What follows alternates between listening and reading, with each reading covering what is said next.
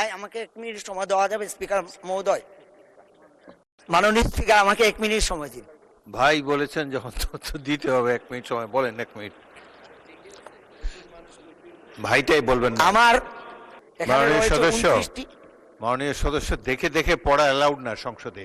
আপনি এমনি বলেন সর্বোচ্চ ভোটে পাশ করেছেন, এক্সটেম্পর বলতে থাকেন। পরবর্তী বক্তা মোহাম্মদ মুজিবুর রহমান চৌধুরী, মৌলভীবাজার 4। আপনার সময় 6 মিনিট। মাইক তো। বিসমিল্লাহির রহমানির রহিম। মাননীয় স্পিকার, মাননীয় প্রধানমন্ত্রী, মাননীয় মন্ত্রীবৃন্দ এবং মাননীয় সংসদ সদস্যবৃন্দ, প্রথমে আমি মহান রাব্বুল আলামিনের কাছে শুকরিয়া আদায় করছি।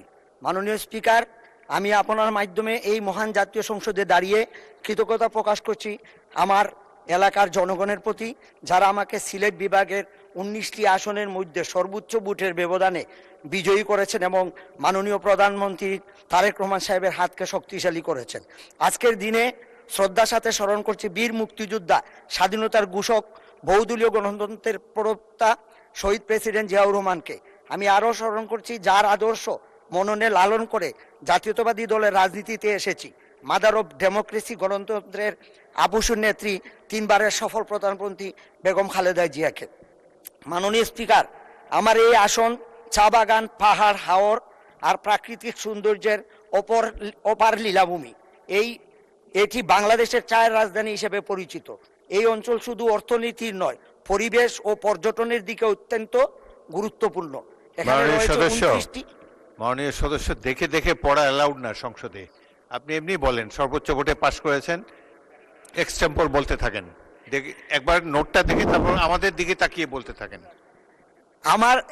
আমার এলাকায় হাওর, চা বাগান এবং আমাদের এলাকায় অনেকগুলা স্পট রয়েছে পর্যটনের, যেমন হামহাম, বাইকা বিল, মাধবপুর লেক এবং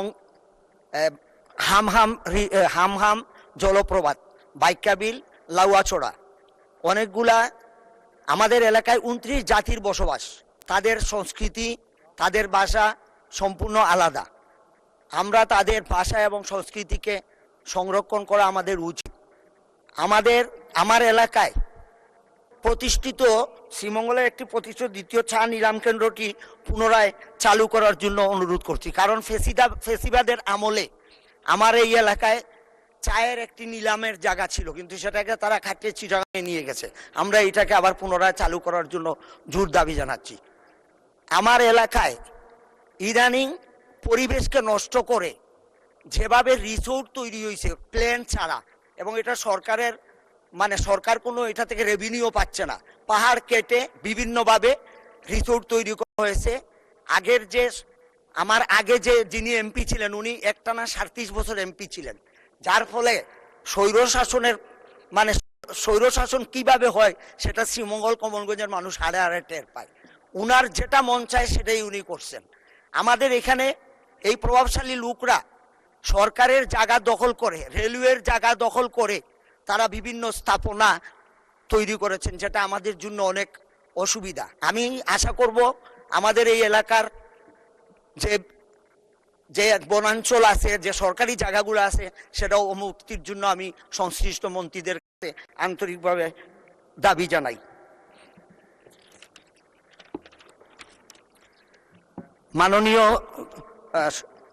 মাননীয় স্পিকার, আমার এলাকার চা শ্রমিকের জীবনমান অত্যন্ত নিম্ন।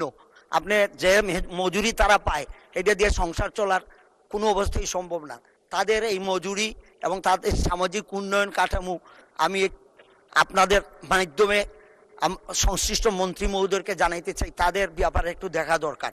এইবার তারা আমাদের জনাব তারেক রহমান সাহেব যখন মৌলভীবাজার গিয়েছিলেন, ম্যাডাম ভাই আমাকে 1 মিনিট সময় দেওয়া যাবে স্পিকার মহোদয়?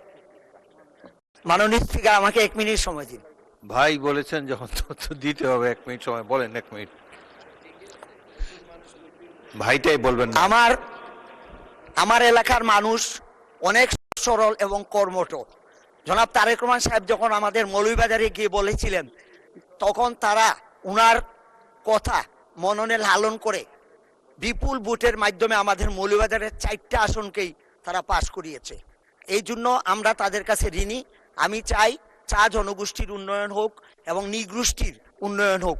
আমাদের এলাকা পিছিয়ে পড়া এলাকা, 55 বছর আওয়ামী লীগ শাসন করছে, কোনোদিন বিএনপি এখানে ক্ষমতায় যাইতে পারে নাই। সেই জন্য আমি আশা করবো উন্নয়ন থেকে আমরা অনেক পিছিয়ে, আমাদের রাস্তাঘাট কোনো কিছু নাই বললেই চলে। এই এক ব্যক্তির